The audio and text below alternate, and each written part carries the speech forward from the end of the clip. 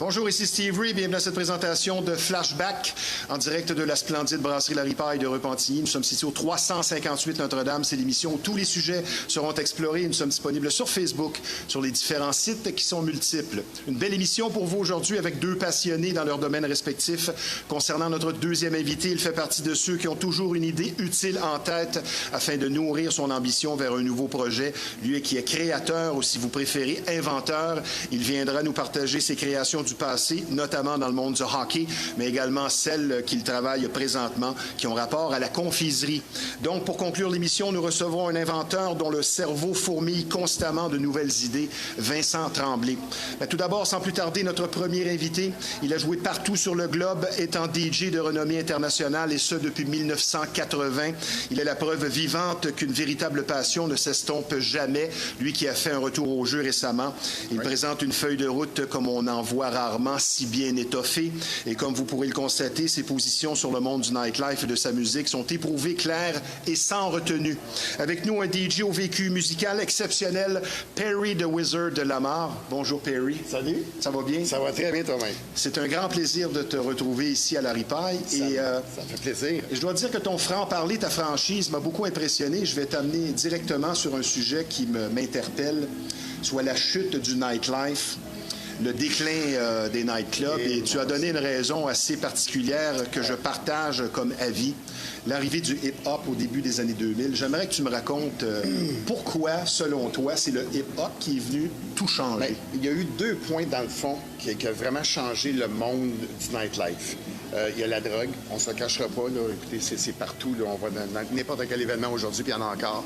Et puis, le mouvement hip-hop, qui malheureusement fait descendre beaucoup la moyenne d'âge qu'il y avait dans les bars, puis on ne se cachera pas, les plus jeunes, la consommation n'est pas toujours là, et les plus vieux, ben, ils ont de l'argent dans leur poche. Ça ne veut pas dire que les jeunes n'en ont pas, mais c'est parce que c'est peut-être pas leur argent, c'est peut-être papa, maman qui a donné l'argent, ou encore... Ça change la donne. Ça change beaucoup la donne. Et comme tu me le disais aussi, bien, ça apporte une clientèle qui a peut-être une moins bonne conduite, un peu plus de bagarre, et comme tu le dis, bien, moins d'argent à dépenser. J'ai vu beaucoup plus de problèmes dans les bars concernant qu'est-ce que était côté hip-hop. À partir de versus le côté dance house, peu importe comment on va l'appeler. Perry, pour perdurer si longtemps et être au sommet comme tu l'as été, je veux dire, ça prend du caractère. Et concernant le hip-hop, tu as une anecdote révélatrice sur ton caractère.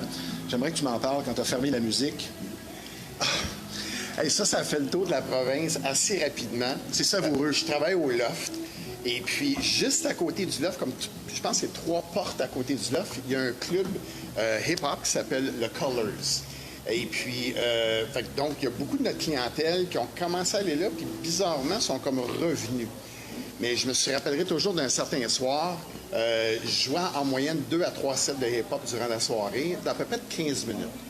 Et puis, après pour faire plaisir. Oui, on essaie de faire plaisir à tout le monde. Et puis, après le deuxième set, je repars dans la musique dance house. Et puis, je pars avec un acapella pour rentrer un beat dedans, pour essayer de créer une vibe instantanée. Et puis, à ce moment-là, les gens se mettent à huer. Et puis, à huer à un point tellement fort que sont en train d'enterrer la musique. Parce que là, on parle à peu près peut-être de 700 personnes, 800 personnes dans cette pièce-là. On est cordé, là, on a de la misère à respirer tellement que de monde. Et puis, là, moi, ma réaction est de analyser tout ça et puis dire, OK, je regarde mon éclairagiste, j'arrête la musique, j'allume les lumières. Donc, on est à la luminosité là, du jour. C'est les lumières, les plafonniers qui sont allumés. Il n'y a plus de musique, il n'y a plus rien. Moi, je sors de la cabine, je m'en vais au bar, je me commande un scotch double, et puis je le cale, je reviens, je me rallume une cigarette. Écoutez, 10 secondes, pas de musique dans un bar, là, c'est long. Oui. Là, on est rendu à peut-être 3-4 minutes. Là. Bizarrement, il y a un silence qui s'installe. Moi, je m'allume une cigarette, je fumais à ce temps-là. Donc, ça fait longtemps. Là. Je m'allume une cigarette, je prends une puff. Les gars de la sécurité sont tous en courant à venir vers la cabine. Qu'est-ce que tu fais? Qu'est-ce que tu fais? Qu'est-ce que tu fais? J'ai dit, laissez-moi aller. Puis il y en a un dans la gang, puis je le remercie. Je vais toujours le remercier, Constant, qui est une légende, lui, dans les portiers à travers le Québec. Et puis, il dit, OK. Il dit, qu'est-ce que tu fais? Je dis, suis-moi. Il dit, OK, je te back. Et là, on avait peur d'un émeute, là, sérieux. Et puis finalement, j'ai dit à l'éclairagiste au bout d'un certain temps, je dis, éteins la lumière. J'ai pris le micro, j'ai dit, s'il y en a encore un ou une qui choue, boue, peu importe, j'arrête la musique, on ferme le club. Et puis, bizarrement, les gens t'ont applaudi. J'ai reparti avec l'acapella que j'ai fait. J'ai rentré mon beat. Et puis, j'ai eu un line-up à la cabine de DJ. Je vous dis, là, c'est pas des blagues, là. Au moins une trentaine de personnes qui sont venues voir. J'ai des frissons à te le compter. Finalement, un beau moment de ta carrière. Un beau moment. Puis, j'étais à la réouverture du Fuzzy de Brassard parce qu'il était fermé un certain temps. J'allais porter ma job à C'est quoi FM à l'époque.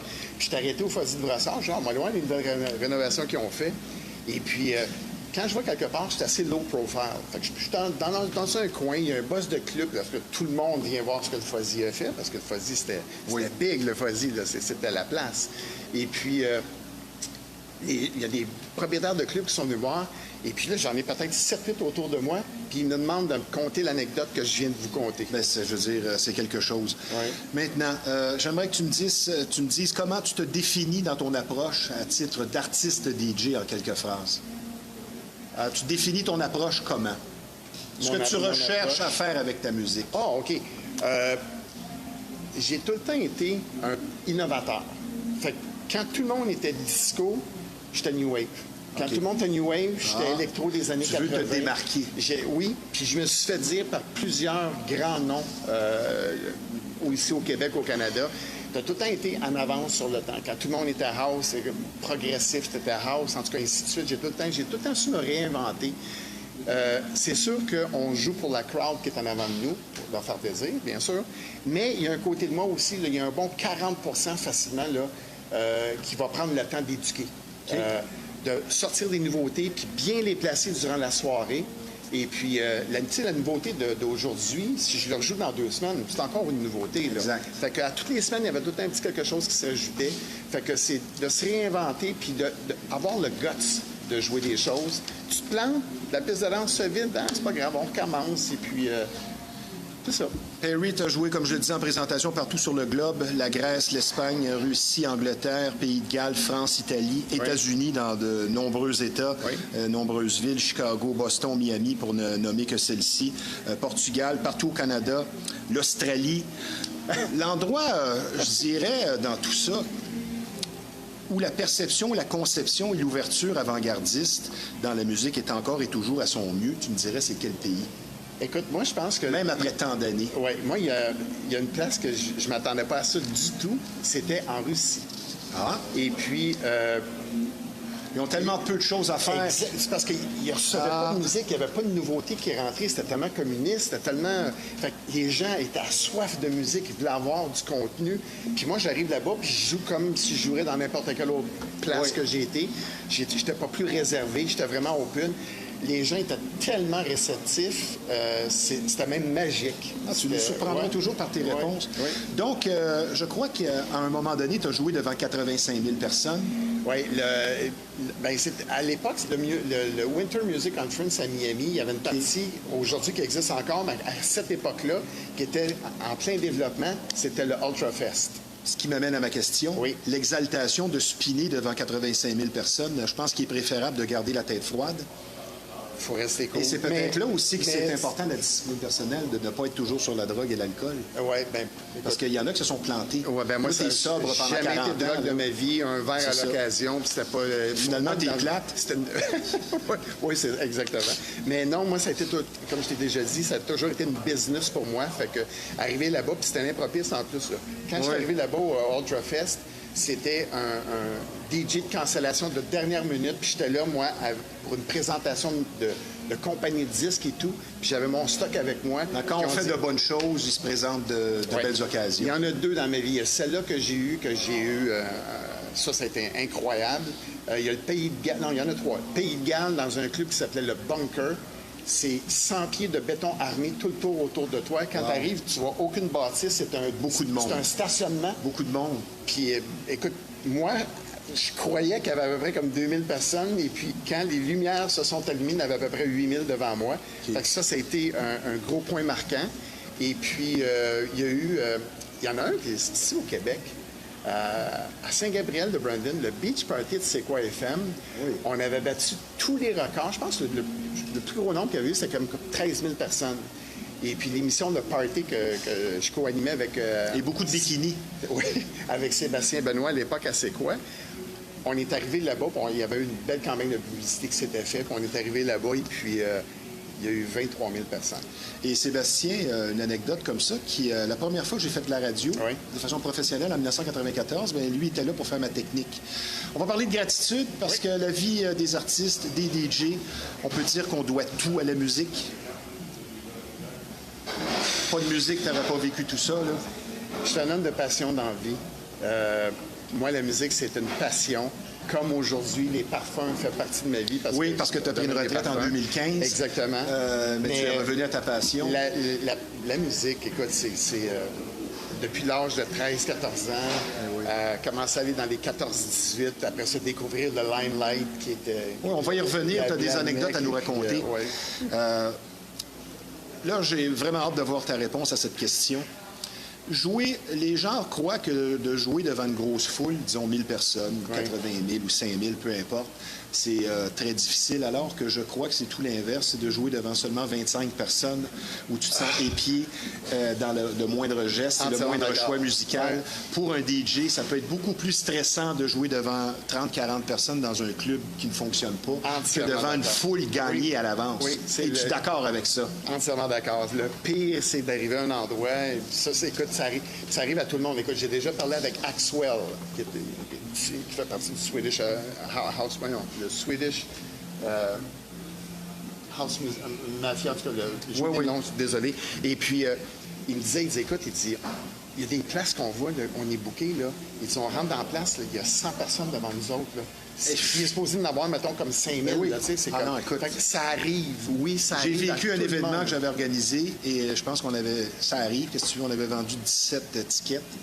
Tu te regardes tout le long de la soirée, tu essaies de faire du mieux que tu peux, mais c'est pas... Et tu te sens à pied. Ah oui, puis écoute, le pire, c'est que tu as 20 personnes devant toi, puis c'est comme là, il y a quelqu'un qui vient te voir et dit « Hey, es-tu capable de mettre le party dans la place? » Quand est-ce que tu vas mettre la bonne musique? Oui, c'est ça, on est 20.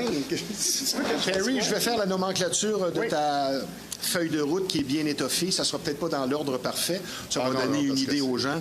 Des clubs qui aussi n'existent plus. Le Powerwall, le Super 9, le Limelight. 1990, bien, il y a eu le Footloose à Longueuil, le Séville à Brossard, le Pub à Saint-Hubert, le Bonds à Brossard, le Fuzzy de Laval, évidemment, qui a été l'explosion de ta carrière. Beaucoup de banlieues, le Tops à Laval, le Chivas à Sainte-Agathe. À Sainte-Agathe, le Chivas à Sainte-Agathe, oui. Le Rex Night Club à Saint-Jérôme, le Ocean Drive à Saint-Eustache. Tu as un contrat de 10 ans pour faire de la musique pour Air Canada, une émission dance qui permettait aux gens d'écouter ta musique pendant qu'ils voyageaient. Je choisissais la station. Ça, c'est merveilleux. Puis, en même temps, tu faisais C'est quoi FM jusqu'à 2002. Le Loft pendant 7 ans, donc une résidence. L'Esprit, 1234 de la Montagne.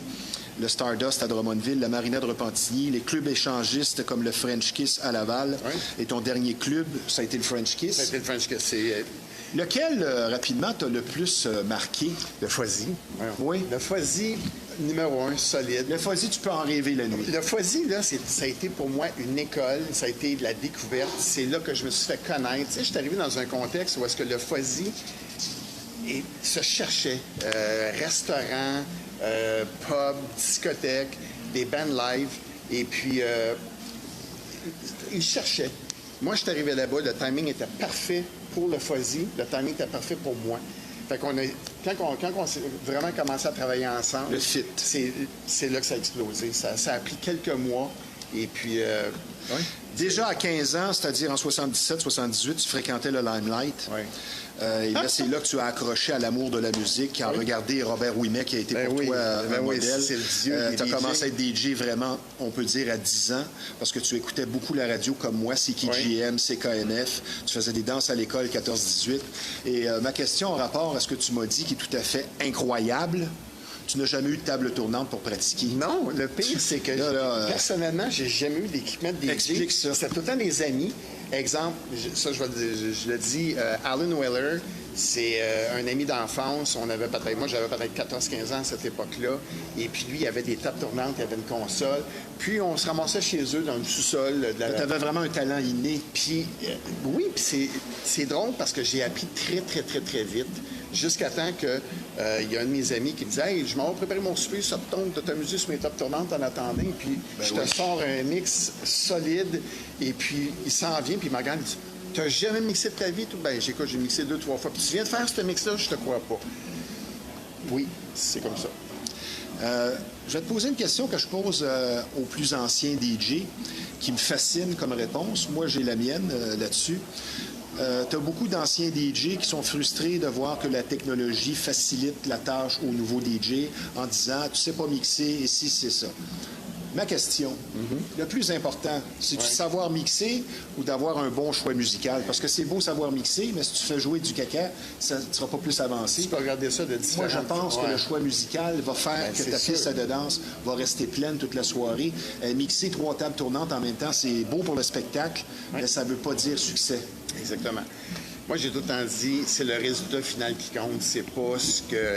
Écoutez, je me rappelle, moi, à une certaine époque, il y a des cabines de DJ qui étaient au 2e étage, on voyait même pas qu'est-ce qu'il y avait comme équipement.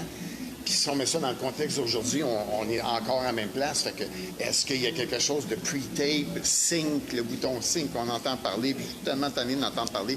Moi, là, je suis à la piste de danse. Puis si ça je veux danser, puis juste que ça soit bon. Exactement. Moi, le résultat final, j'aime ce que tu je m'en fous totalement. Parce que parfois, je sais pas pourquoi, c'est sûr de la jalousie. Il y a un côté, là, respect, tu sais, comme... Oui, j'ai déjà vu spinner sur des tables tournantes, on sait c'est quoi. Oui, ça, j'ai beaucoup de respect pour ça. Mais le reste, là... Perry, avant la pause de mi-match, on va accélérer les rythmes un peu. Qu'est-ce qui... je vais faire un appel aux musiciens que tu es aussi. Qu'est-ce qui fait qu'un morceau, un tube, sera un succès et va traverser les époques? Est-ce que c'est simplement le hook? Écoutez, il y a plein de chansons que moi, j'ai jouées dans ma vie qui ont été des hits quasiment dans le monde entier, puis qui, ici au Québec, ça n'a jamais percé. C'est difficile à expliquer parfois. Il y a une barrière linguistique qui va toujours exister. Le Québec, écoute, les compagnies de disques à l'époque, les poules, nous... Oui. Pourquoi tu joues pas ça? Parce que là-bas, c'est un numéro 1, puis c'est ci, puis c'est ça, puis nous, ça marchait pas, malheureusement. Donc, il n'y a pas vraiment de réponse. Non, il n'y a pas de réponse. Puis il y a des choses qui marchent des fois, puis tu te dis, pourquoi? Est-ce que le fait de jouer moins souvent fait que le DJ va donner un meilleur résultat parce qu'il va peut-être plus peaufiner son produit s'il joue une fois par mois dans un événement qu'une résidence où il tombe carrément parfois dans la chaise berçante jeudi, vendredi, samedi, puis on fait jouer tel tune à minuit, etc. Est-ce que le résultat va être meilleur en une phrase ou deux? Je pense que ça dépend de chacun. Ouais. Moi, c'était toujours une préparation... c'est un 30 heures de préparation durant la semaine facile. Ben oui, et c'est ça qui t'a brûlé, comme tu me disais. Ah oui, je me suis... C'est une des raisons pourquoi j'ai pris ma retraite à ce moment-là. Je n'étais plus capable. Mais j'ai déjà vu des DJ remplir des feuilles, ce tonne-là, après ce tonne-là. Excuse-moi, tu peux-tu faire jouer telle chanson? Regarder sur une feuille puis faire comme... Ben oui, elle va jouer à 1h15, la chanson. C'est comme... Ben non. Non, moi, c'est comme le vibe, le groove. Comme là, tu le disais tantôt, avant l'émission, le live, il n'y a rien comme ça. Exactement. Tu ne peux pas te tromper. Oui, exactement. Parce que là, je veux dire, c'est toi-même. Improviser, on the spot. Est-ce que tu calcules que tu es un nostalgique? Ben, je pense qu'on l'est tous. Il y a tous une période dans notre vie que... qui nous rappelle quelque chose. Toi, quand une chanson te rappelle un club, une fille, une chanson, ça vient te chercher comment? Un club, un événement...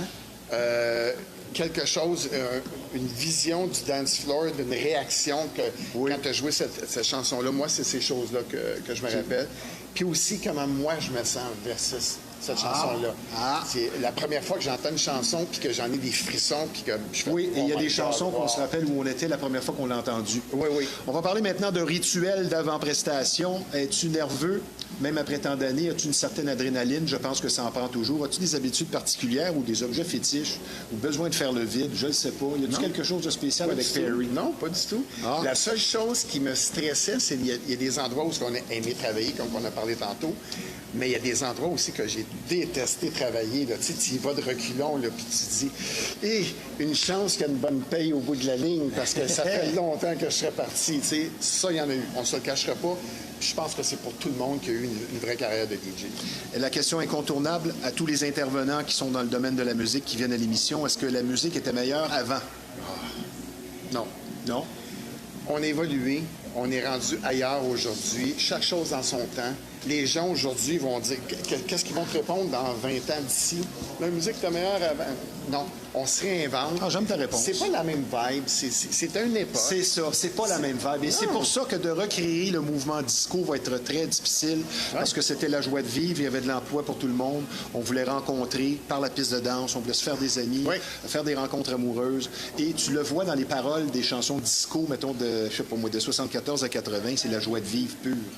Et ce n'est plus ça ce qui se vit en société. Bien, écoute, combien de fois qu'on se dit aujourd'hui, quelqu'un qui est resté accroché dans une certaine époque, hey, on dirait que ton disque saute.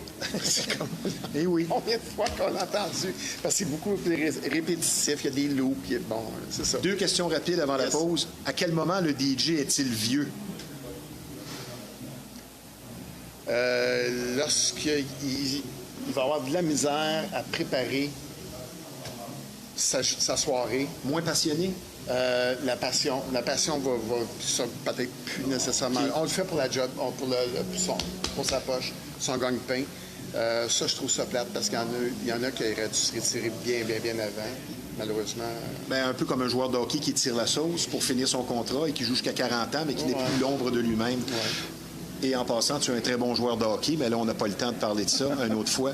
Perry, en 1 minute avant notre pause, la première fois que tu as été comme client au Limelight, il y avait un couple qui faisait l'amour ouvertement devant tout le monde et ça t'a bien impressionné parce que tu avais 15-16 ans.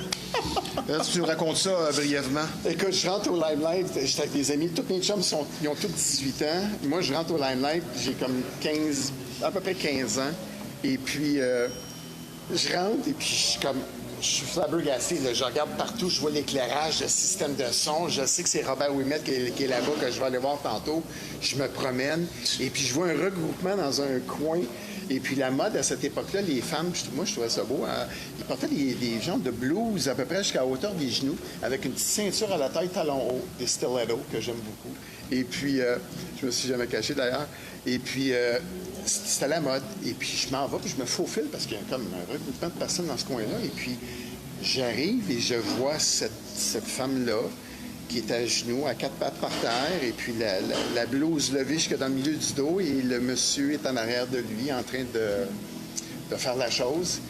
Et puis, moi, je suis là, puis je regarde, puis je suis comme... Non, ça se peut pas. C'est comme... Il n'y avait presque pas de drogue au Limelight à l'époque. D'après moi, il n'y en avait pas beaucoup. La boisson non plus. Mais ce qui m'a surpris le plus, c'est qu'un monsieur qui est venu me voir, il me dit donne un bon show. Je dis ouais. Puis il me regarde, puis il me dit ben bonne soirée. Puis il s'en va. Un beau baptême de nightclub. Puis mes chums viennent me voir qu'est-ce qu'il t'a dit? C'est pas qu'est-ce qu'ils font, c'est qu'est-ce qu'il t'a dit? Ben, il m'a juste demandé s'il donnait un bon show. J'ai dit oui. Il dit c'est qui, lui? Je dis non. Il dit s'ils vont à la France, c'est le propriétaire du Limelight. Fait que j'ai fait oh, OK. Fait que, oui, petite anecdote. Perry, nous allons prendre une petite pause. C'est vraiment un plaisir de te recevoir ici. Parce que je vous rappelle que vous regardez l'émission Flashback en direct de la splendide brasserie La Ripaille de Repentigny. C'est un endroit charmant. On touche à rien, monsieur. C'est un endroit charmant, un personnel souriant et accueillant, surtout qui vous attend ici. On vous offre d'excellentes assiettes, et ce, 7 sur 7. Et je vous recommande notre spécialité qui est la pizza au four à bois, qui est vraiment spectaculaire. Quand vous l'aurez goûté, vous allez vous en rappeler, ça c'est sûr. Donc, des spectacles de qualité, une atmosphère appréciée, de tout pour tous les goûts. Nous sommes ici au 358 Notre-Dame à Repentigny. La brasserie La Ripaille, une institution mythique, mais surtout sympathique. Et je vous rappelle également que nous sommes présentement en conversation avec un DJ de longue date, présentant un CV musical des plus étoffés, Perry the Wizard de la mort. Monsieur le réalisateur, vous pouvez vous rassir, s'il vous plaît. Toujours autant d'activités tant sociales que musicales chaque week-end à la Ripaille de Repentigny. Demain, jeudi, le 14 août, 19h30, la formation officielle de la Ripaille vous attend, soit le Powerhouse Band, pour ce qui est dorénavant instauré tous les jeudis, un jam session où le public est invité à venir performer, pratiquer avec nous sur place. Donc, apporter micro et instruments de musique pour l'occasion. Des musiciens d'expérience vous attendent sur place. C'est tout à fait gratuit, tout comme le lendemain, le 15 août, dès 20h, avec les vendredis à Julien. Et parlant de Julien Tremblay, il est non seulement performant, mais aussi apprécié partout où il passe. Il est près de son public, très drôle comme humoriste et excellent musicalement. C'est un 2 pour 1. J'adore Julien, moi. Ah oui, vraiment drôle. Je l'ai eu en entrevue dernièrement. Et toujours vendredi le 15 août, dans le cadre de notre concours barman-barmaid d'un soir, cette semaine de 18h à 22h, vous serez accueillis et servis par la sympathique Stéphanie Barbier sous le thème du film Coyote Ugly. Donc, ça promet. Et n'oubliez pas, un grand prix de 500 $ attend l'un des participants. Et pour s'inscrire, par courriel, laripaille358@gmail.com. Et concernant l'événement toujours très accouru Dance Hall Addiction de samedi dernier, ce fut encore une fois un vif succès. Et pour samedi à venir, soit le 16 août dès 20h, autre soirée spéciale qui vous attend, cette fois avec l'excellente formation Just Like Fire, hommage à Pink, pour revivre tous les succès de cet artiste des plus appréciés. Donc samedi 20h, des billets tout simplement, lepointdevente.com. Et par ailleurs, n'oubliez pas, une nouveauté à la Ripaille dernièrement, l'occasion parfaite pour se faire de nouveaux amis. Les dimanches dès 11h, venez déjeuner ou dîner avec nous, amateurs de danse en ligne, avec de l'excellente musique pour ce type d'événement. Donc, comme vous pouvez le constater, chaque semaine, beaucoup d'actions et de tout pour tous les goûts à la brasserie La Ripaille de Repentigny, et ce, depuis 1975.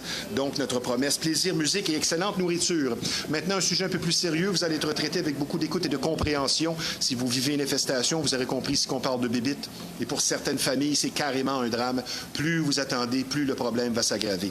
Donc, la solution à une infestation, c'est Rive-Nord Extermination. C'est près de 40 années d'expérience qui vous attendent sur place. Une entreprise familiale très sérieuse et un service personnalisé. Donc, la solution à une infestation, Rive-Nord Extermination. Le numéro de téléphone dans le 450, c'est le 582-67-06. Et de nos jours, il est de plus en plus difficile de trouver un service de coiffure et barbier traditionnel. Et c'est justement ce que vous offre l'unique salon de coiffure et barbier Roger, un endroit qui existe depuis plus de 50 ans, comme la Ripaille, et ce qui en dit long sur sa popularité, sa fiabilité. Donc, des services de coiffure et coupe classique, de barbier, de teinture et de mèche, hommes et femmes. Non seulement une crédibilité établie sur du solide, mais surtout une courtoisie et un professionnalisme inégalé. Un salon impeccable où vous serez servi avec le sourire. Le salon de coiffure Roger, reconnu tant pour la qualité que la gentillesse du personnel, donc avec ou sans rendez-vous. Situé au 313 rue Notre-Dame à Repentigny, le numéro de téléphone dans le 450. 582-2525, le salon de coiffure et barbier Roger, pour une satisfaction et un service de qualité assuré. Mon cher Perry, Yes. avant les questions rafales, puisque le temps s'écoule, une question qui va demander beaucoup de franchise de ta part. Encore? Ce qui est ta marque de commerce. De façon générale, est-ce que les DJ sont des égocentriques? Il y en a quelques-uns. J'en ai rencontré dans ma vie. Bizarrement, je me suis déjà fait traiter de ça par des gens qui ne me connaissaient pas du tout. Jaloux? Peut-être. Puis lorsque ces gens-là, ils ont dit, ah, tu sais, écoute, je te parle, puis c'est comme, j'ai une vision de toi totalement différente de ce que j'avais eu comme information auparavant. Super sympathique, jasé, puis je suis un gars très terre à terre, là, je veux dire. Mais oui, malheureusement, il y en a. De moins en moins, par contre. Pourquoi? Je pense que les temps changent. Comme Moi, je pense que c'est l'inverse. Non? Parce qu'ils sont tellement à l'avant-plan que ça attire des gens qui sont là juste pour jouer à la vedette avant la musique. Moi, c'est mon explication, mais c'est pas grave, Oui, Perry. mais encore là, on voit quelqu'un, cette personne-là peut dégager quelque chose, puis comme je viens de te dire... Comme dirait mon ami Benoît, qui va sûrement être à l'écoute, je peux pas avoir raison, hein, non. Perry, plus ou moins exigeant être DJ en 2025 qu'en 1985? C'est parce qu'avant, magasin de disques, tous les vendredis, on se regroupait là-bas, on allait écouter, on perdait... Ça prenait plus on prenait une journée, longtemps. là, facilement. Eh oui. Là, maintenant, ben, c'est tout du download. Il y en a encore qui achètent des vinyles. Donc, plus facile. Plus facile, à ton temps. Il peut être minuit, soir, 3 heures du matin, 6 heures le matin, peu importe, en après-midi. Donc, c'est plus convenable aujourd'hui. C'est plus facile d'aller chercher sa musique aujourd'hui. Quel est le style le plus difficile à mixer? J'ai bien hâte de voir ce que tu vas me dire là-dessus. Tu vas peut-être me répondre la salsa bachata. Ben, c'est sûr que le disco, c'est... tu peux faire une tendinite, là, facilement. Ça peut être compliqué, hein? Oh, écoute, Okay. je te donne un exemple. After Dark de Patty Brooks, Oui. qui était sur la trame Oh, c'est sonore bon, ça. de Thank God It's Friday. Oui. Et puis, je me rappelle toujours, le break arrive. Le break, c'est la place où est-ce qu'on mixe les chansons en temps normal. Le premier 32 beats, pas de problème. Si tu le laisses après, running shoot dans la sécheuse, mon ami. C'est patling. Et puis, oui, on peut se faire facilement tantiner dans le coude. Avant les questions rafales, dans les anecdotes vraiment incroyables que tu m'as racontées, Oui. parce que toi, les demandes spéciales, t'en as eu une qui sortait vraiment d'ordinaire, un gun sur la tête pour ta demande spéciale. Oui. Et le gars ne voulait pas comprendre. Non. Mais finalement, étant donné que tu lui as fait face, t'as gagné son respect puis il t'a laissé tranquille. Oui. J'étais dans mon rack à disque en train de essayer. L'entrée est juste à côté. C'est la 3e fois qu'il vient voir, qu'il me demande rock and roll de Led Zeppelin. Puis malheureusement, j'ai pas de rock, j'ai juste du dance. Et puis, la 3e fois, vu que j'étais juste sur le bord, j'ai senti sa présence beaucoup plus proche et puis j'avais un gun comme ça à la tête. Et puis, moi, ce qui s'est passé dans ma tête, là, c'est, écoute, si t'es pas mourir, meurs avec honneur. Et puis, je l'ai carrément envoyé promener. J'ai dit, je l'ai pas, ta maudite chanson, fait qu'elle jouera pas, mais là, si t'es pour tirer, tire pour qu'on en finisse. Puis, il m'a regardé comme ça, puis il dit, t'as du gars, il a serré son gun, puis il est parti. Puis, l'expression qu'on dit... je peux juste le dire. Ben là, t'as fait dans tes culottes? Oui. Ben oui. C'est vrai. Perry, on va tomber maintenant pour conclure notre interview dans les questions rafales. Tu me réponds par une phrase, un mot ou un nom. OK. Pour ou contre les demandes spéciales? Pour. À un certain point. Tu vas dans un événement... Pas quelque chose de ridicule. Non, si tu vas dans un événement, puis c'est un style qui est impliqué, tu sais que tu t'en vas là pour ça, il n'y a pas de demande spéciale. Dans un party privé, un club, quelque chose comme ça, oui, ça passe. Qu'est-ce qui fait la crédibilité d'un DJ? C'est pas juste l'expérience. C'est ce qui va dégager sur la piste de danse, le respect de la piste de danse. Parce que sans les danseurs, il n'y aurait pas de DJ. Exactement. Et aussi le respect du système de son. Ah! Il y a des lumières rouges, hein? Oui, exactement. Ils sont rouges pour une raison. On en parle souvent sur Nightlife Weekend. L'as, moi, c'est ce que j'appelle l'as dans la manche du DJ, parce que parfois, c'est ça qui va le sauver. Ça peut arriver d'avoir un blanc de mémoire ou un manque d'inspiration. J'aimerais que tu me nommes une toune qui, pour toi, te sortait toujours de n'importe quel pétrin. Tu dis, ouais, elle est là, puis je la mets, puis elle pogne toujours cette toune-là, même 30 ans après. Non, jamais. J'ai tout le temps un répertoire musical avec moi, très vaste. Fait que si je suis en train de faire quelque chose, puis il faut que j'aille dans une autre direction, je l'ai. Je pensais que tu m'aurais dit True Love is My Destiny. Ben, non, ça, c'est ma chanson James préférée. Wells. Oui, ça, c'est ma chanson préférée. Ça, c'est que j'ai écouté beaucoup dernièrement. La toune depuis qu'on s'est parlé. Les harmonies, les arrangements. Tu m'as ramené, parce qu'il y a des hits comme ça qui ont sombré dans l'oubli.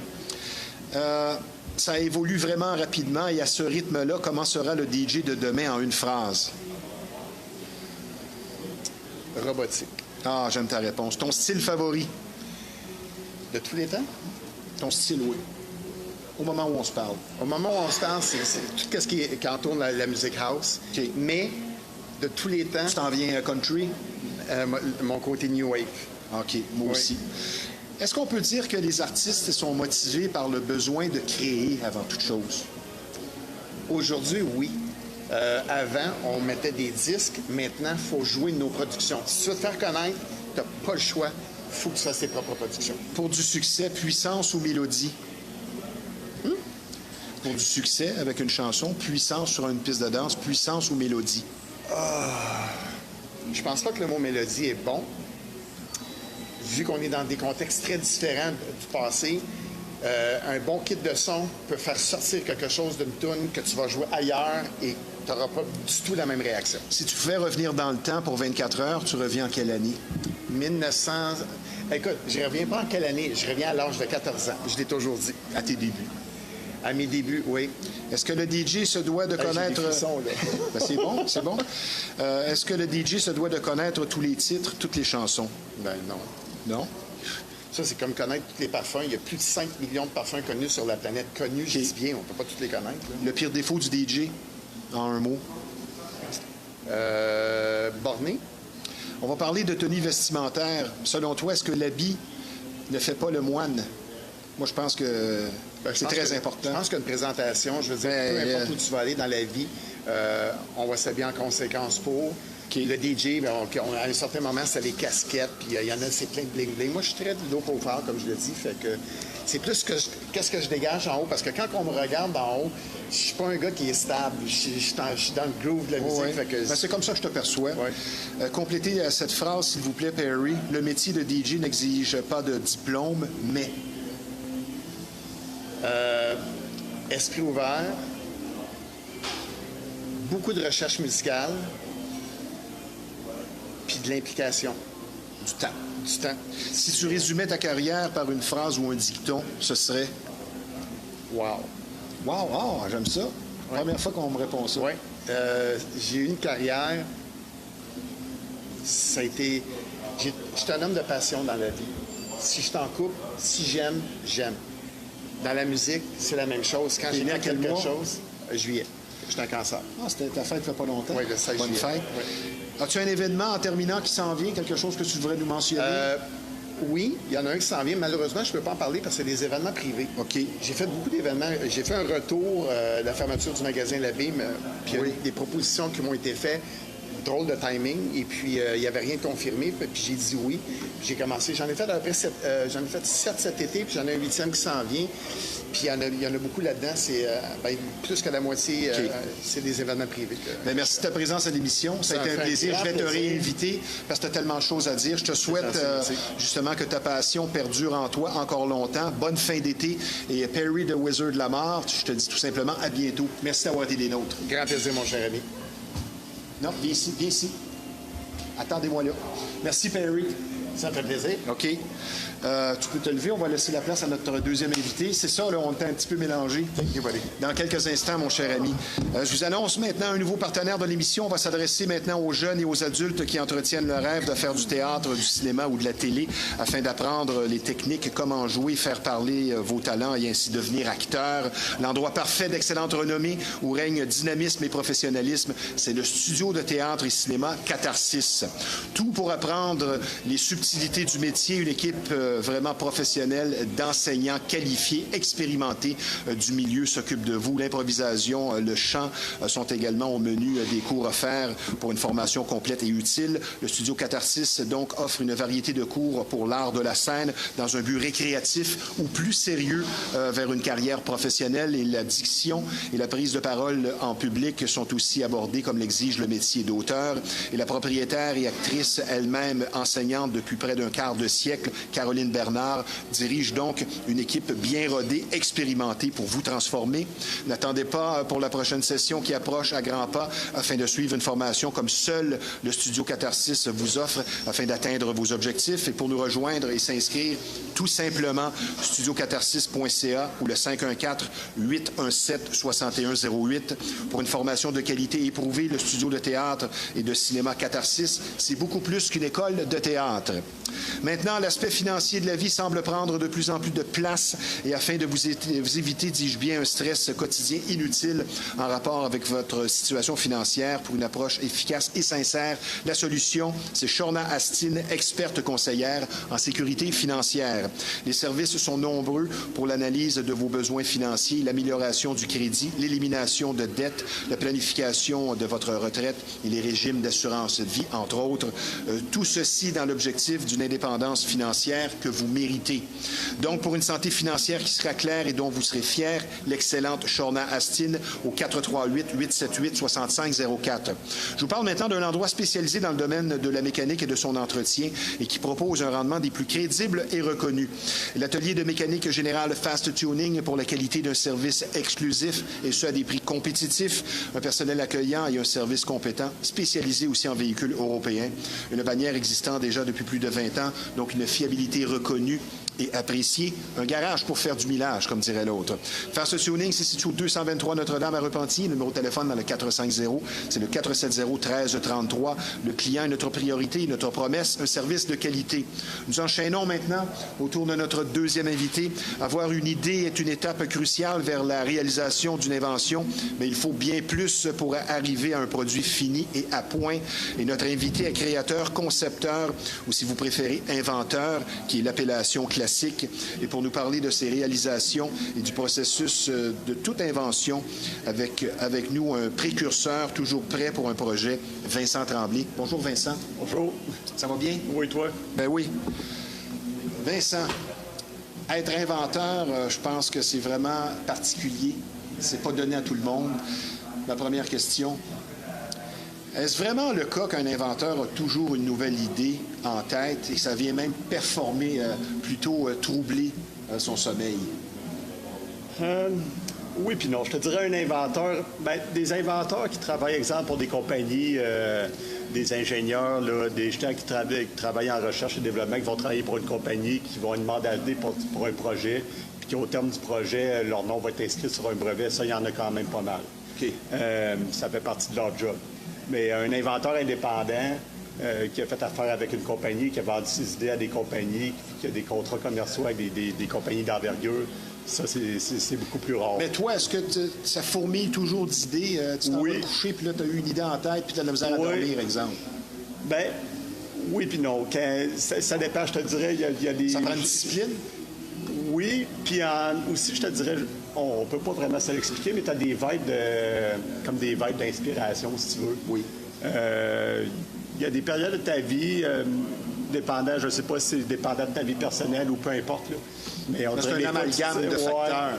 Tu te sens plus inspiré. Il y a des périodes que tu te sens plus inspiré. Ben, c'est comme la musique. Exact. Quand c'est le temps d'écrire un texte aussi, il faut savoir, je pense, prendre les dispositions pour arriver à. J'ai une question philosophique encore pour toi. Es-tu plus un inventeur, un scientifique très cérébral ou un artiste qui multiplie les projets, les idées dans sa tête, on pourrait dire un rêveur? Es-tu un cérébral ou un rêveur? Je te dirais un petit peu des deux. Je pense que c'est... Je me rappelle plus le dicton, là, il y a quelqu'un qui avait dit ça. Pour se permettre de rêver, il faut avoir les pieds sur terre. Donc, c'est un amalgame d'un peu de tout. Ça prend des connaissances techniques, ça prend de la créativité, de l'imagination. Les connaissances techniques, évidemment, ça, c'est plus cérébral. L'imagination, la créativité, ça, c'est... tu l'as un peu ou tu l'as pas. Là. C'est comme un talent d'athlète professionnel. Là, Bien, la grosse partie du travail, évidemment, on va en parler. Là, je veux dire, c'est toute la suite qui vient avec l'idée. Mais on peut dire que c'est un don parce que tu vois l'avenir quand tu as une idée. Oui, c'est voir l'avenir. Tu travailles avec le futur. Oui, si on veut. C'est peut-être... c'est de voir aussi des besoins. Il faut que tu aies la capacité de voir les trous sur le marché, les besoins sur le marché, des choses des marchés où il y a des carences, si tu veux. Parce qu'il y a des choses qui n'ont pas été pensées. C'est ça. Fait que c'est ça, tu peux avoir... C'était une de mes questions plus loin qu'on pourra explorer. Est-ce que ça va selon un besoin qu'il y a dans la société ou un besoin dans ton entourage, ou c'est une idée qui apparaît et c'est tout? C'est un petit peu des deux. Je te dirais qu'il faut regarder un petit peu ce qui a été créé sur le marché, voir s'il y a des carences. C'est sûr qu'en 2025, il y a beaucoup de choses qui ont été inventées. Il y a beaucoup de domaines où il manque justement la petite touch. Ouais. Mais c'est sûr que si tu trouves l'antidote au cancer, ça serait une bonne idée. Maintenant, l'appellation la plus juste, ta favorite, est-ce que c'est créateur, concepteur ou inventeur? Je dirais on en a parlé de ça en un petit peu, mais je dirais peut-être plus créateur parce que j'arrive à perfectionner des choses qui ont déjà existé ou leur donner une nouvelle forme, si on veut. Inventeur, je dirais qu'à peu près tout, il n'y en a plus vraiment d'inventeurs qui vont faire quelque chose là, qui n'existait pas puis qu'ils l'ont créé de A à Z. Exemple, je sais pas, moi, je prends les freins à disque, là, ça fait longtemps que ça existe, mais si un ingénieur arrive à les améliorer pour qu'il y ait moins de friction ou une distance de freinage moindre. C'est considéré comme un inventeur, c'est considéré comme une invention, même si le frein à disque a déjà été inventé comme tel. Comme je le disais en présentation, tu as des idées qui sont passées à l'histoire, comme ta mitaine de gardien de but, mais maintenant, tu as une idée qui est très originale. J'aimerais que tu nous parles de ta fameuse barbe à papa, qui, selon tes dires, n'a pas évolué depuis la fin des années 1800. Et tu as trouvé une façon hybride de fusionner les sucres avec du beurre de cacao et du beurre laitier. J'aimerais que tu nous parles du processus qui t'a amené à penser et à bientôt mettre sur le marché cette fameuse barbe à papa. Oui, bien la barbe à papa, comme tu disais, là, c'est un produit qui existe depuis la fin des années 1800. Ça n'a pas vraiment évolué à part différentes couleurs avec différents couleurs artificiels, différents saveurs, toujours des saveurs artificielles. Mais la barbe à papa comme telle, la composition n'a pas vraiment évolué. Puis j'ai eu l'idée que, bien évidemment, la barbe à papa, mine de rien, c'est un marché qui est quand même assez gros. Il y a beaucoup d'enfants dans le monde. Oui, puis c'est un marché quand même qui... Parce que tu as aussi les jujubes, qui sont des suçons. Oui. Ton prototype de forme de patinoire de hockey, des suçons. Oui. Avec le sigle et le bâton de l'équipe. Oui. Tes fameux ice packs. Oui, j'ai des... le concept, c'est que des ice packs, une patinoire de hockey, c'est de la glace. Des ice packs, comme le nom l'indique, c'est de la glace. Donc, j'ai pensé les faire en forme de patinoire avec un procédé de fabrication qui imite vraiment bien naturellement une patinoire de hockey avec le relief, le dessin d'une patinoire de hockey selon le procédé de fabrication qu'on a fait.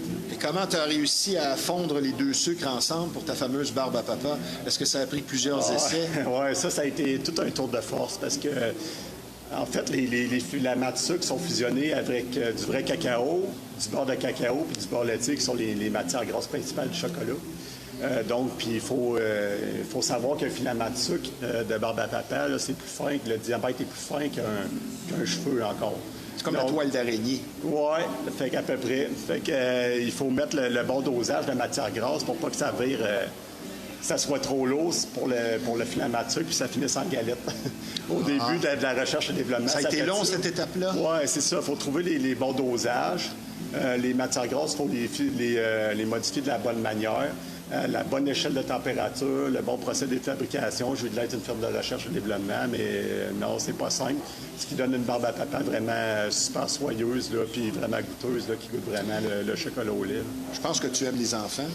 Oui, quand même si j'en ai pas. J'aimerais que tu nous parles de cette fameuse mitaine de gardien de but qui est ton invention, toi qui aimes beaucoup le hockey, qui a été portée par un de mes favoris de tous les temps, Dominique Hachek, que plusieurs considèrent comme le meilleur gardien de tous les temps. Mais qu'est-ce que tu veux? Il a peut-être joué pour des équipes à Buffalo un peu moins bonnes qu'ailleurs.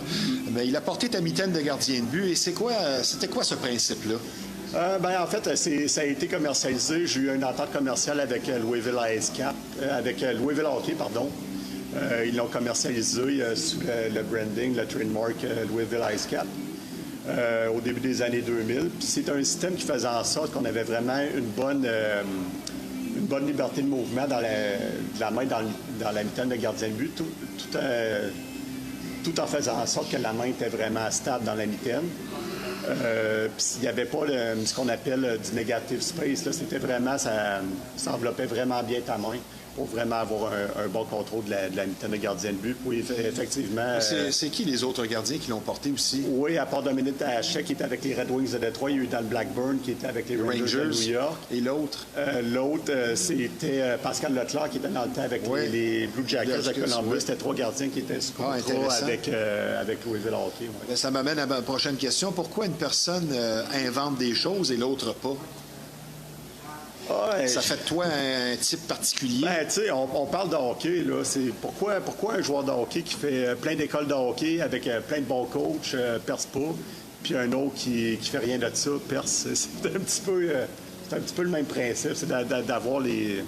C'est un petit peu un instinct, là. Un inventeur, c'est un petit peu un instinct comme un joueur de hockey va avoir un instinct sur de la glace, là. Je pense que si on parle des qualités primordiales nécessaires pour faire un bon inventeur, c'est la persévérance autant que le génie. Parce que si tu n'es pas persévérant, c'est beau avoir des idées, mais ça n'aboutira pas à rien. Ça, c'est sûr. La persévérance fait foi de tout. Là, C'est une job de contact, finalement? Je te dirais, c'est comme... récemment, j'ai lu un livre sur la physique qui parlait des aérodynamiciens en Formule 1. Oui. Puis il disait qu'un aérodynamicien en Formule 1, il avait une idée sur 10 qui marchait. C'est parce que c'était un excellent aérodynamicien. C'est un petit peu la même chose pour un créateur, un inventeur indépendant là, qui ne travaille pas pour une compagnie puis qui n'est pas mandaté pour un projet spécifique puis qui n'a pas le budget pour la recherche et le développement, là, qui est vraiment indépendant.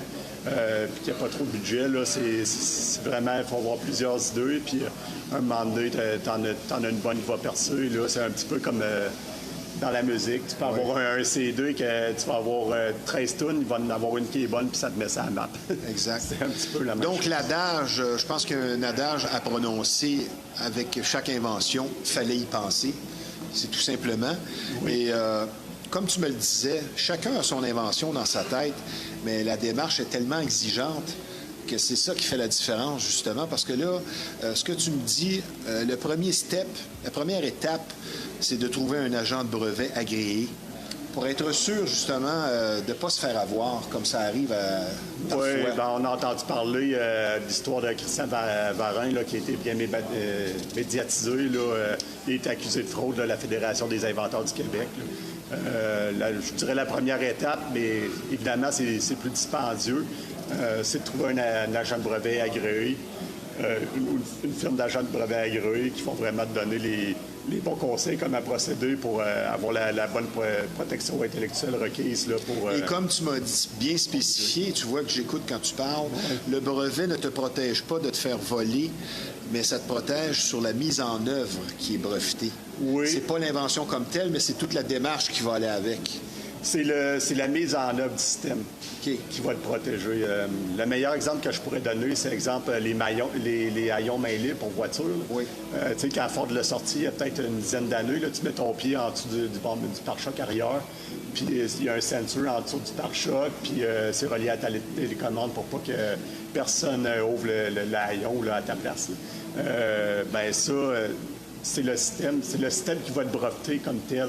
Si quelqu'un arrive à avoir, une autre compagnie arrive à avoir un autre système, mais qui va donner le même résultat que le haillon va être un haillon main libre, ben, tu peux pas dire « moi, j'ai été le premier à avoir l'idée du haillon main libre, on passe le pied en dessous du bumper. » Donc, c'est un milieu fermé quand même, le milieu des inventions, en quelque part. Oui, c'est un... C'est pas tout le monde qui sait comment procéder. Fait que t'as beau avoir des idées, on se répète, mais... Les gens qui travaillent pour des multinationales, qui travaillent en recherche et développement, puis en ingénierie, ils savent comment ça marche, puis ils ont des avocats, mais des agents de brevet attitrés. Des moments de découragement, parfois, dire là, je vais tout laisser tomber. Je suis tanné d'essayer de la barbe à papa, là, puis ça fonctionne pas. Ben, je te dirais, la première idée que j'ai vendue à Louisville Hockey, c'était au début des années 2000. Après ça, il y a eu comme un gap à peu près 15-20 ans, même si j'ai fait d'autres idées qui ont... Plus ou moins fonctionné. Ben, qui ont déjà piqué la curiosité de compagnies comme Bauer Hockey ou Michelin dans les pneus. C'est déjà quand même un fait d'arme que ça se rende à leur centre de recherche et développement. Mais comme je te disais, c'est très difficile de trouver des idées. Là. Ça t'apprend peut-être une sur 10 qui va marcher. Là. Est-ce qu'on peut dire à un moment donné dans son processus de motivation que l'orgueil et la fierté, ça fonctionne? Ça prend un peu de ça pour te propulser puis dire, là, je continue. Ah oui. Moi, tu sais, la fierté, il y a une certaine dose de fierté là-dedans. Oui, puis c'est une passion. C'est la fierté. Oui, c'est sûr que c'est la fierté quand tu vois une de tes inventions, une de tes réalisations qui est sur le marché, qui a été commercialisée par une compagnie multinationale, exemple. Ça te fait réaliser que... Et puis tu rencontres des joueurs de la Ligue nationale qui sont associés avec cette compagnie-là, qui ont été portés par des joueurs de la Ligue nationale. C'est sûr, c'est flatteur. Ben oui, félicitations. Ouais, maintenant, j'aimerais qu'on parle de la désapprobation des pessimistes de l'entourage. Et ça en dit long sur le lien qu'on va avoir avec ces gens-là. Parfois, c'est des gens de la famille. Des fois, c'est ton meilleur ami. As-tu vécu ça? Des gens qui sont là, sont comme heureux de trouver la bébite et de dire, essayer de te décourager, peut-être motivés par une certaine jalousie ou une certaine envie. Ah, c'est sûr, c'est sûr. Tu l'as vécu? C'est comme des artistes, là, les artistes, les inventeurs. Dans la musique, souvent, on est traité de pelleteux de nuages. Même moi, mon dispositif de mitaine de gardien de but de hockey, quand j'ai présenté ça, je n'aimerais pas de nom, là, mais ça, certains membres de ma famille ont comme... Et finalement, ça a fonctionné. Finalement, ça a fonctionné, oui. Fait que... Alors, ça, parce que c'est tellement pas commun. Là, le classique. Parce que c'est pas commun. Il y a quelqu'un qui va... quelqu'un qui travaille pas pour une compagnie, puis qui arrive de nulle part, qui est en particulier, qui vend une invention une grosse compagnie de renommée mondiale. Il n'y en a pas beaucoup. Là. Je suis sûr que tu n'en as jamais connu beaucoup dans ton entourage non plus. On a parlé de ça en pré-entrevue, l'influence du monde invisible, parce que tout arrive au bon moment. On parle de synchronicité. Toi, tu es d'accord avec ça, c'est bien présent. Il y a des périodes où on ressent même qu'il va se passer de quoi. Non seulement on le souhaite, parce que demander, vous recevrez, ça fonctionne, mais le problème, les gens demandent à gagner le million. Il y en a juste un qui va être tiré à soir. Mais si tu demandes des choses précises et concrètes, réalistes, habituellement, ça arrive. Toi, tu crois à ça, la synchronicité et tout ça? Je pense que oui. Je pense que, comme je te disais, c'est une question de vibe, souvent l'inspiration. Peut-être que cette vibe-là est...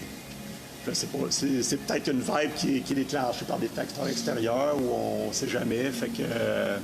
Comme on dit, il n'y a rien qui arrive pour rien. Exact, oui. Ça peut bloquer longtemps sur un petit détail, hein? Oui. Oui, ça peut... C'est parce que faire une invention, c'est une chose. Arriver à ce qu'elle soit fonctionnelle, c'en est une chose. Arriver que ça soit commercialisable, puis qu'il y ait une marge de profit intéressante. C'est tous des facteurs pour que ça rentre sur le marché. Tu peux avoir une super bonne idée, une super bonne invention, mais ça prend plusieurs critères là, pour que ça rentre sur le marché. Là. Moi, j'aimerais que tu me parles de certaines inventions qui, par leur ingéniosité ou leur audace, t'ont impressionné des dernières années. Des choses que tu as vues et tu te dis, hey, ça, là, vraiment, là, ça m'a impressionné. Alors, les dernières années, je pourrais pas dire, mais il y a des inventeurs indépendants là, qui ne travaillaient pas pour... Tu vas me dire l'invention de la roue? Une compagnie. Non, il y a l'invention de Papa dans la petite vie, là, sa planche hot dog. Okay. Là. Il tourne son hot dog à l'envers, puis il tourne la planche, la saucisse rentre dans le hot dog. C'est bon. Non, plus sérieusement... des gars comme Roland Moreno, là, qui est un indépendant qui a inventé la carte à puce, c'est assez impressionnant. Okay. Don Panos, le timbre à nicotine. Une femme qui est mariée avec un inventeur, il faut qu'elle soit patiente, comme lui. C'est pas mon cas, je suis pas marié. Toujours mais j'imagine, oui. On a un petit peu le cliché de l'inventeur qui est tout le temps dans son sol, tout seul à faire à gosser ses choses. Oui, mais c'est pas vraiment ça. On voit ça plus dans les films. Un inventeur, vraiment, il faut qu'il s'entoure. Puis que, normalement, il ne fait pas tout seul. Là. Quelque chose qui serait bon pour un inventeur, c'est d'être millionnaire.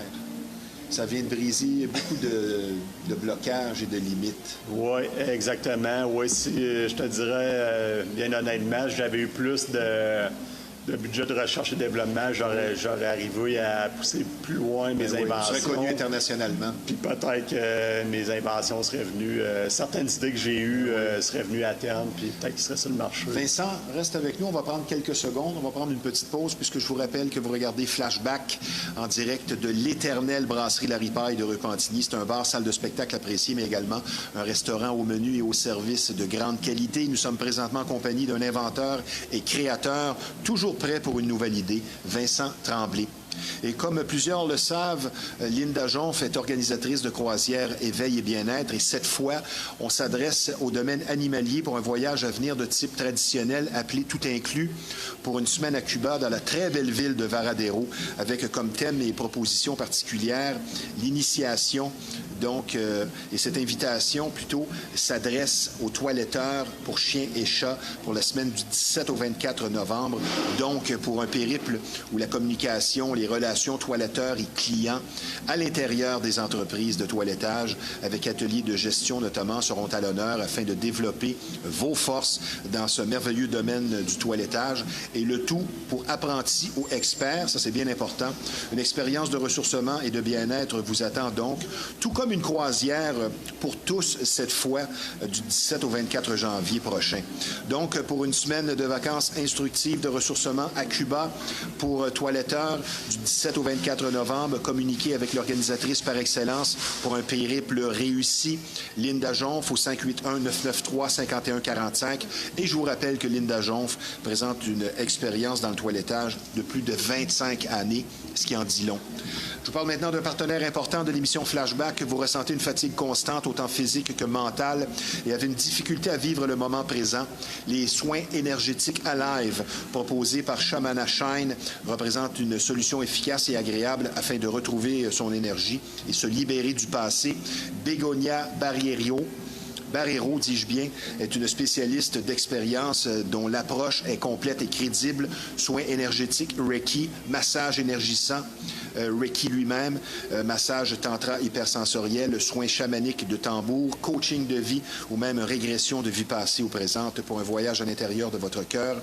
Shamana Shine offre donc une gamme de soins complets pour un bien-être tant physique, émotionnel que spirituel, pour une paix intérieure et retrouver le bien-être. Begonia vous attend donc pour vous soigner grâce à ses dons et beaucoup d'attention. Elle est excellente. Donc, pour refaire le plein d'énergie, Shamana Shine au 438-499-3308 ou tout simplement par Facebook. Vincent, on en parlait tantôt, comme un écrivain ou un musicien, y a-t-il des périodes, des circonstances qui facilitent et favorisent vraiment l'émergence d'idées en toi, que tu as remarqué? Ça peut être la pleine lune, comme ça peut être après 2 bières. Dans ton cas, à quel moment est-ce que ça facilite vraiment l'émergence des idées? Moi, personnellement, je te dirais que c'est paradoxalement, c'est quand ça va un peu moins bien dans ta vie. Là. Tu dis, ça me prendrait quelque chose pour booster ma joie de vivre puis ma motivation à continuer à persévérer dans la vie. Là. J'aime ta réponse. Quelques questions rafales en terminant notre entrevue. Oui. L'idée la plus folle que tu as déjà eue, qui serait possible ou non, j'aimerais que tu m'en nommes une. Une idée folle, bien honnêtement. Même qui t'obsédait peut-être. J'ai été obsédé longtemps par une idée pour les pneus. Ça finit justement au centre... Tu n'aurais pas besoin d'air. Non, c'est plus une idée qui diminuerait, qui redonnerait un coefficient de restriction d'énergie au pneu pour justement, parce qu'on perd toujours, le pneu perd tout le temps de l'énergie, le roulement perd de l'énergie avec la friction. C'est fort. Donner un coefficient de restriction d'énergie, puis réduire l'énergie que le pneu cause à cause de la friction avec le sol. J'ai une idée, ça aboutit à plusieurs centres de recherche et développement. Puis des fois, c'est pour une raison aussi, je dirais pas futile, mais ça augmente le niveau ça augmente le niveau sonore. Des fois, ça passe pas juste à cause de ça. Généralement, là, un choix de réponse, pourquoi on finit par inventer quelque chose? C'est-tu le gain possible, l'argent, servir la communauté ou se démarquer par fierté pour l'ensemble des inventeurs de ce que tu vois? Moi, personnellement, il y en a que ça va être le gain. Moi, personnellement, c'est plus mes inventions. Je les vois un petit peu comme des bébés. Je veux les mettre au monde, je veux les faire vivre. Puis, c'est plus ça qui me motive, là, de les voir arriver sur le marché. Toi qui es dans l'entretien ménager, comme emploi à temps plein, est-ce que tu as du respect pour Elon Musk, le milliardaire visionnaire? Ben oui, on se doit toujours d'avoir du respect pour ce qu'il a accompli. Là, je veux dire... c'est l'entrepreneur du siècle, on ne se le cachera pas. Ben oui, il faut donner à César ce qui revient à César. Oui, côté entrepreneuriat, c'est sûr qu'il faut l'admirer. Côté idée politique, ça, c'est à tout le monde d'avoir leur opinion sur ce qu'il dit. Je suis bien d'accord. J'en prends, j'en laisse. Et ça fluctue de toute façon. Oui. Avec Trump, 2 semaines après, contre Trump. Oui, c'est ça. C'est 2 personnages assez...